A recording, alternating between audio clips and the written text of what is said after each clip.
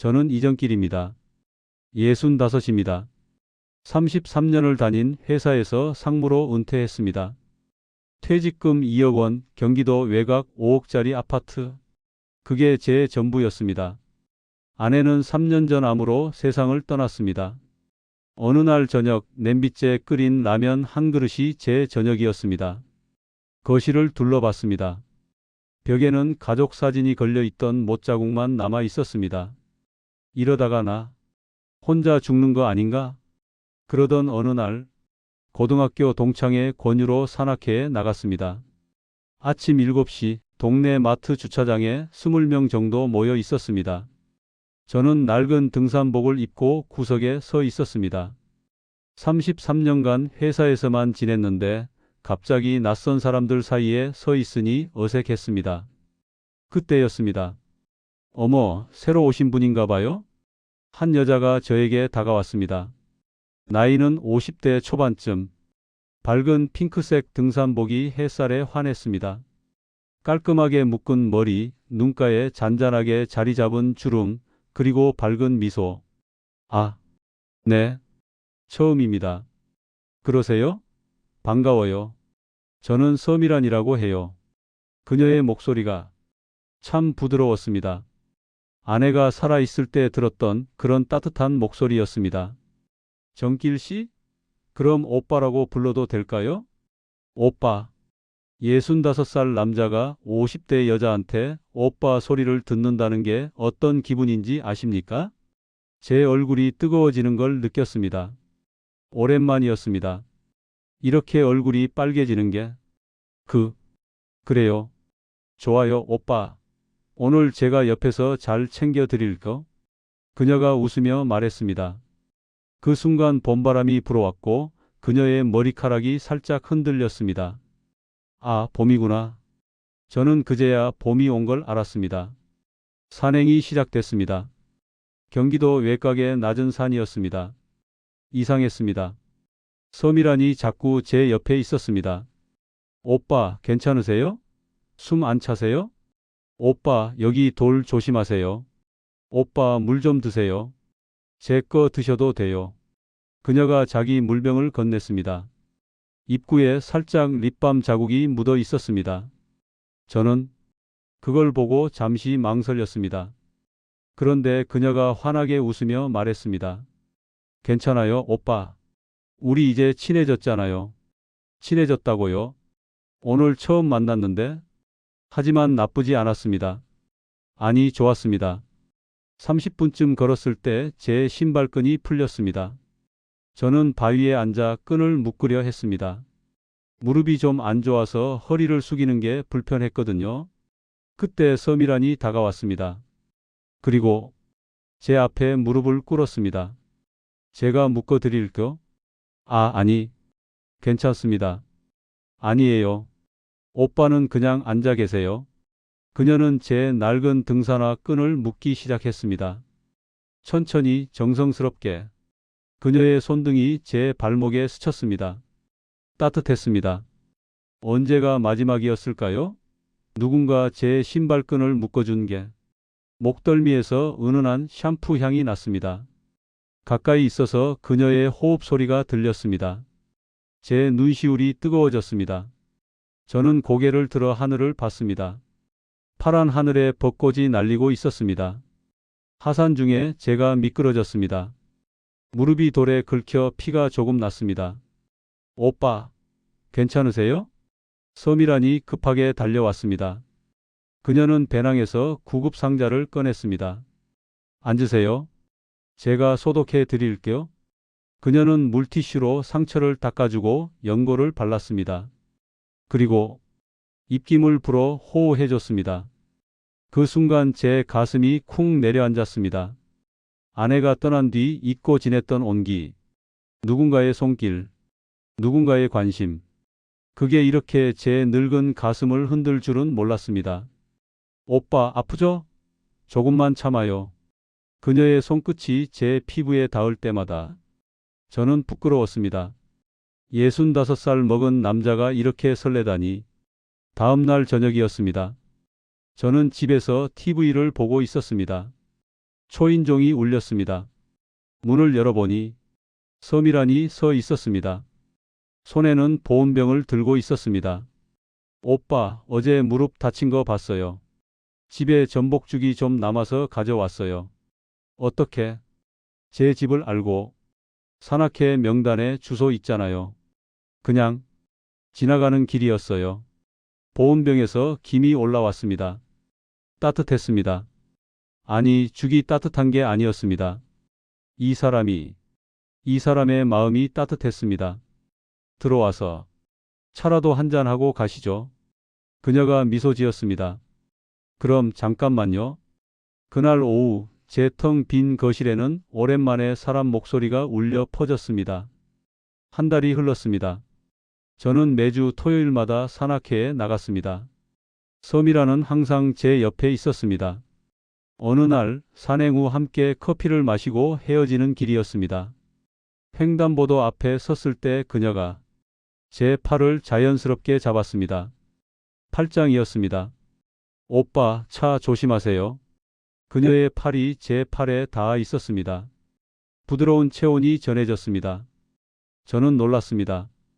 동시에 민망했습니다. 하지만 싫지 않았습니다. 신호등이 파란불로 바뀌었고 우리는 그렇게 팔짱을 낀 채 건너갔습니다. 지나가는 사람들이 우리를 봤을 겁니다. 혹시 부부로 봤을까요? 아니면 연인으로 봤을까요? 저는 그런 상상을 했습니다. 그리고 나쁘지 않았습니다. 그날 밤 휴대폰이 울렸습니다. 서미란의 문자였습니다. 오빠, 집에 잘 들어가셨어요? 오늘 많이 걸으셔서 피곤하실 텐데 푹 쉬세요. 내일 날씨 춥대요. 감기 조심하세요. 잘 자요, 오빠. 하트 이모티콘. 저는 그 작은 하트를 한참 바라봤습니다. 언제부터였을까요? 누군가 제게 잘 자요라고 말해준 게. 아내가 떠난 뒤 저는 매일 밤 혼자 잠들었습니다. 인사할 사람도 대답해 줄 사람도 없었습니다. 그런데 지금 누군가 제게 잘 자요라고 말하고 있었습니다. 저도 답장을 보냈습니다. 고맙습니다. 당신도 잘 자요.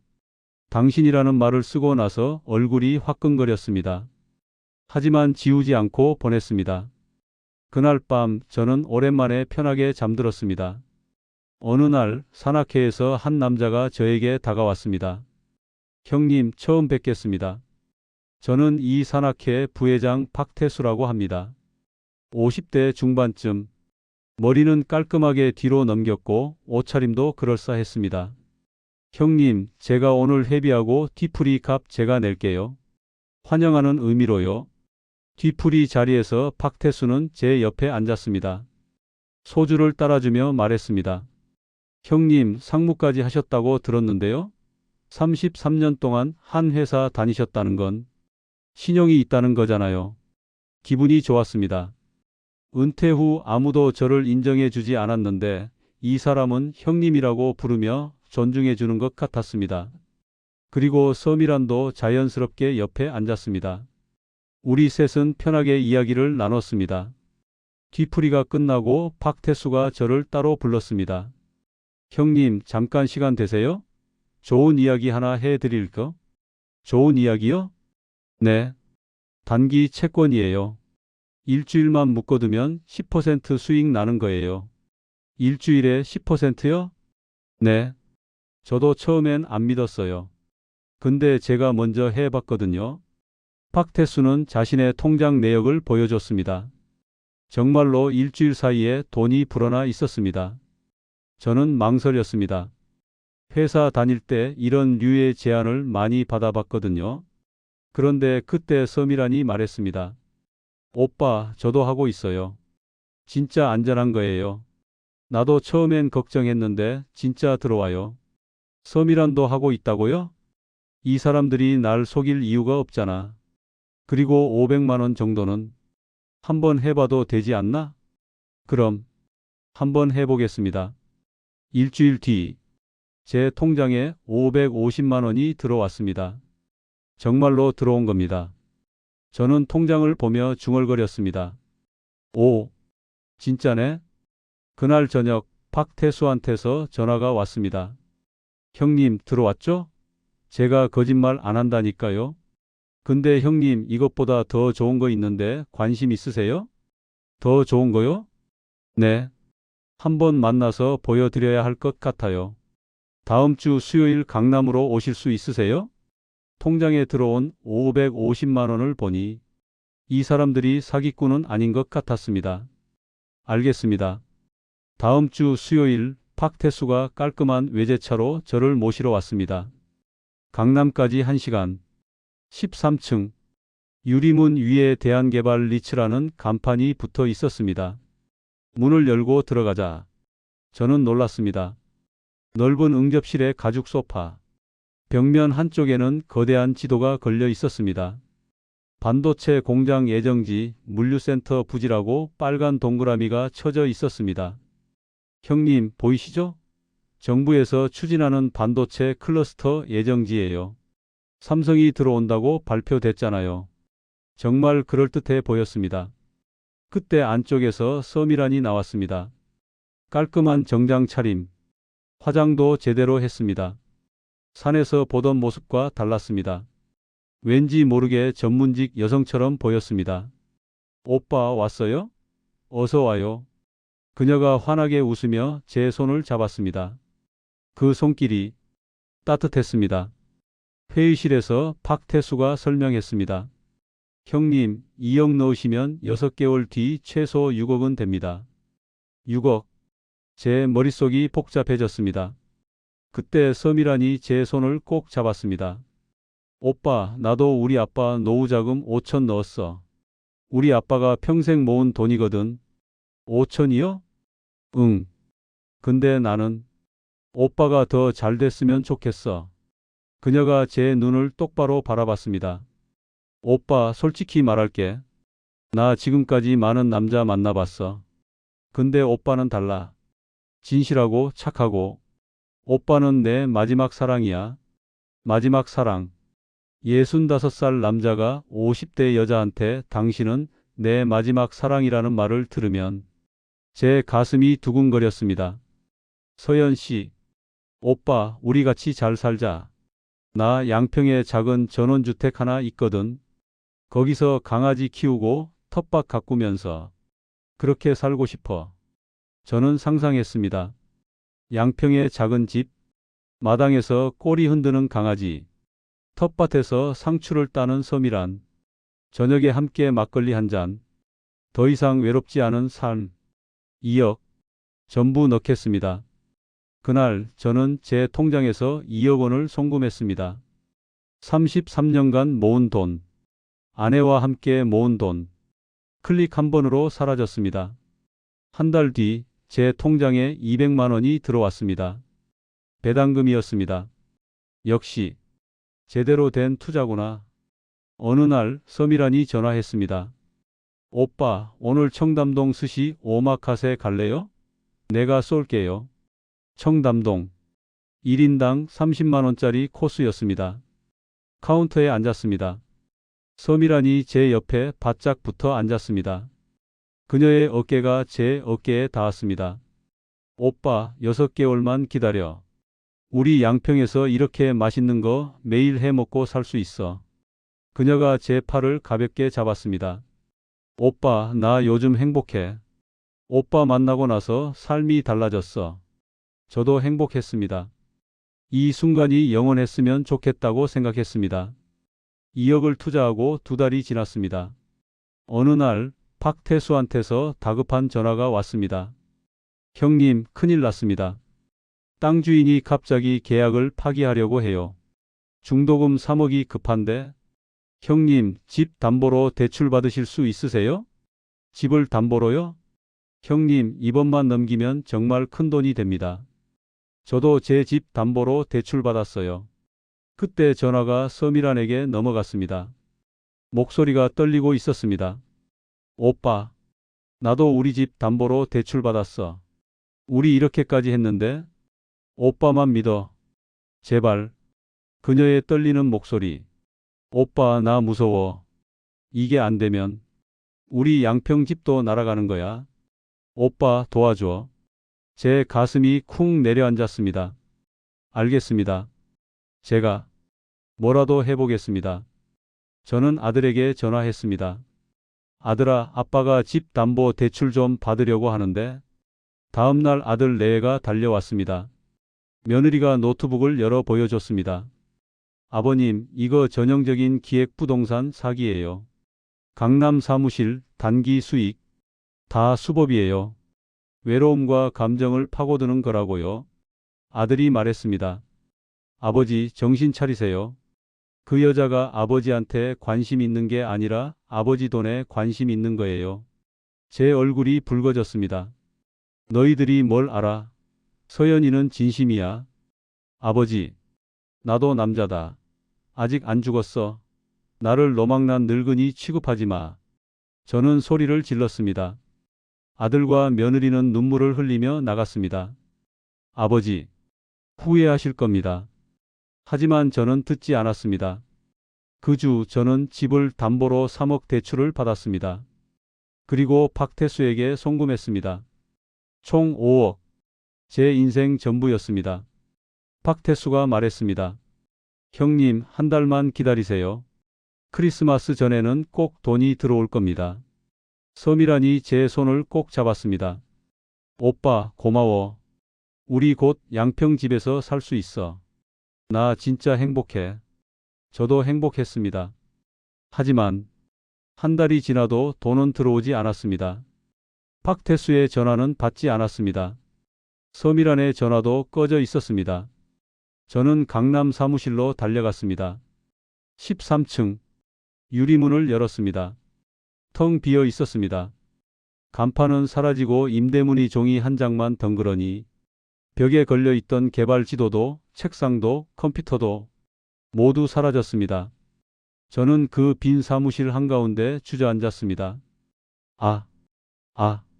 말이 나오지 않았습니다. 다리에 힘이 풀렸습니다. 5억, 33년의 시간, 아내와의 추억, 모든 것이 사라졌습니다. 저는 매일 산악회 주차장을 지켰습니다.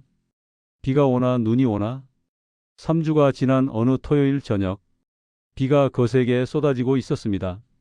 그때 한 대의 SUV가 들어왔습니다. 박태수였습니다. 그리고 서미란, 그 옆에는 60대 남자가 한 명 더 있었습니다. 저는 비를 뚫고 달려갔습니다. 이 새끼들아, 내 돈 내놔. 박태수는 놀란 척하며 뒷걸음질 쳤고 서미란은 비명을 지르며 세 남자 뒤로 숨었습니다. 도와주세요.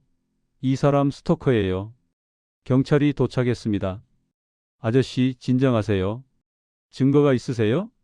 저는 주머니를 뒤졌습니다. 하지만 아무것도 없었습니다. 경찰관이 저를 데려가려 했습니다. 그때 서미란이 제게 다가왔습니다. 경찰관들이 보지 못하는 각도에서 그녀는 제 귀에 작은 목소리로 속삭였습니다. 사랑, 꿈 깨요. 저는 그녀를 바라봤습니다. 아저씨, 거울 좀 봐요. 그녀의 입가에 차갑게 올라간 미소. 2억은 퇴직금 값이고 3억은 내 연기 값이에요. 제 가슴이 무너졌습니다. 오빠 소리 들으면서 좋았잖아요? 그것만으로도 본전 아니에요? 저는 말을 잃었습니다. 그녀가 돌아서며 마지막으로 말했습니다. 65세 노인한테 50대 여자가 진심으로 반할 줄 알았어요? 신발끈 묶어주고 전복죽 가져다 주면 사랑인 줄 알았어요? 빗속에서 저는 그 자리에 멍하니 서 있었습니다. 분노도 억울함도 아니었습니다. 그냥 모든 게 끝났다는 걸 알았습니다. 한 달 뒤 제 아파트는 경매로 넘어갔습니다. 대출 원금, 연체 이자, 수수료를 떼고 나니 손에 남은 돈은 300만 원이었습니다. 33년의 땀이 300만 원이 된 겁니다. 아파트 문 앞에 붙은 경매 통지서를 바라봤습니다. 여기서 아내와 살았는데, 여기서 아들을 키웠는데, 이제 이 집도 제 것이 아니었습니다. 저는 보증금 없는 고시원으로 들어갔습니다. 월세 35만 원. 방 크기는 3평도 안 됐습니다. 침대 하나, 작은 책상 하나가 전부였습니다. 벽은 얇아서 옆방 소리가 다 들렸습니다. 20대 청년들의 웃음소리, 게임 소리, 전화 통화 소리. 저는 침대에 누워 천장을 바라봤습니다. 이게 내 인생의 끝인가? 밤 10시부터 새벽 6시까지는 편의점 야간 알바, 낮 12시부터 저녁 8시까지는 배달 알바를 뛰었습니다. 한 달에 150만 원 정도 벌었습니다. 월세, 식비, 통신비를 빼면 거의 남지 않았습니다. 어느 날 밤 편의점 계산대에 서 있을 때였습니다. 옆방 20대 청년이 들어왔습니다. 아저씨, 저 오늘 알바비 받았어요. 100만 원. 청년은 기뻐서 소리를 질렀습니다. 저는 웃으며 말했습니다. 그래, 축하한다. 하지만 속으로는 생각했습니다. 나도 150만 원 버는데 20대는 100만 원에 저렇게 기뻐하는데 65세 나는 150만 원 벌어도 빚 이자에 허덕이고 있네. 어느 날 저는 고시원 작은 거울 앞에 섰습니다. 거울 속에 65세 남자가 보였습니다. 주름진 얼굴, 백발, 굽은 어깨. 섬이라니 마지막으로 했던 말이 떠올랐습니다. 아저씨, 거울 좀 봐요. 저는 거울을 보지 않았던 겁니다. 50대 여자가 65세 나한테 진심으로 반할 리 없잖아. 신발끈 묶어주고 전복죽 가져다 주는 게 그게 사랑일 리 없잖아. 하지만 저는 보고 싶은 것만 봤습니다. 외로웠으니까. 누군가 필요했으니까. 나도 아직 사랑받을 수 있어라는 환상이 필요했으니까. 제가 잃은 건 5억이 아니었습니다. 인생의 마지막 자존심, 그리고 마지막 환상이었습니다. 어느 날 저는 결심하고 아들에게 전화를 걸었습니다. 아들아, 아빠가 잘못했다. 전화기 너머로 아들의 흐느끼는 소리가 들렸습니다. 아버지, 미안하다. 내 말을 들을 걸 그랬다. 우리는 공원에서 만났습니다. 아들은 제 어깨에 손을 얹었습니다. 아버지, 괜찮아요. 이제 괜찮아요. 저는 고개를 들 수 없었습니다. 아들아, 아빠가 하나만 부탁할게. 아빠 이야기를 다른 사람들한테 해도 될까?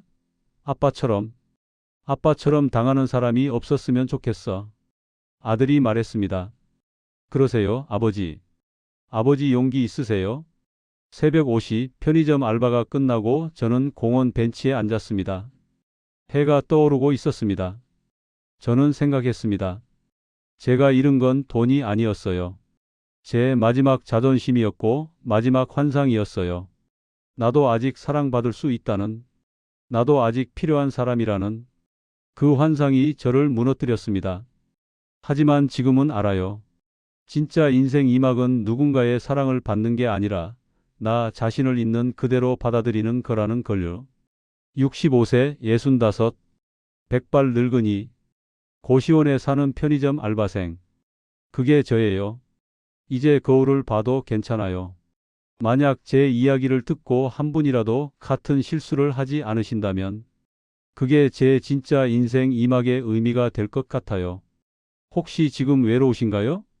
혹시 누군가 당신에게 지나치게 친절하게 다가오고 있나요? 혹시 당신만 특별하다, 당신은 내 마지막 사랑이라는 말을 듣고 계신가요? 그렇다면 잠시 멈춰 서세요. 거울을 보세요. 외로움은 우리를 약하게 만듭니다. 외로움은 판단력을 흐리게 만듭니다. 외로움은 우리가 보고 싶은 환상만 보게 만듭니다. 제 잘못은 투자를 한 게 아니었습니다. 사랑을 꿈꾼 게 아니었습니다. 제 잘못은 외로움을 인정하지 못한 거였습니다. 도움을 청하지 못한 거였습니다. 저는 이정길입니다. 65입니다. 지금도 고시원에서 살고 있습니다.